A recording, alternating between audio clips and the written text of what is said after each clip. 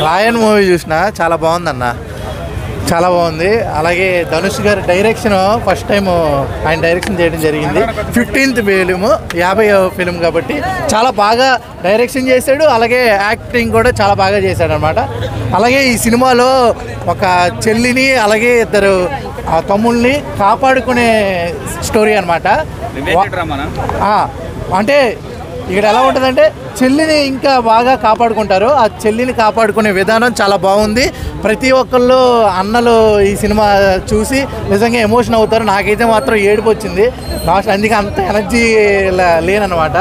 చాలా ఎమోషన్ హత్తుకుంది నాకైతే. నాకు ఒక చెల్లి ఉంది కాబట్టి డైరెక్షన్ అదరగొట్టేశాడు. అలాగే ఇంకో విషయం చెప్పాలి, ఏఆర్ రెహమాన్ గారు బ్యాక్గ్రౌండ్ స్కోర్ ఎరక్కొట్టారు.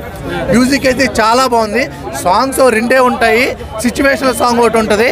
కానీ సందీప్ కిషన్ అంటే ఇప్పుడు అందరూ సందీప్ కిషన్ని మర్చిపోతారు క్లైమాక్స్ చూసిన తర్వాత.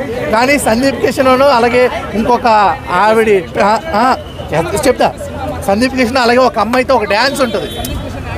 ఆయన లవ్ చేసిన అమ్మాయి ఆ సాంగ్లో డ్యాన్స్ ఎరగొట్టేశాడు, యాక్టింగ్ ఎరగొట్టేశాడు.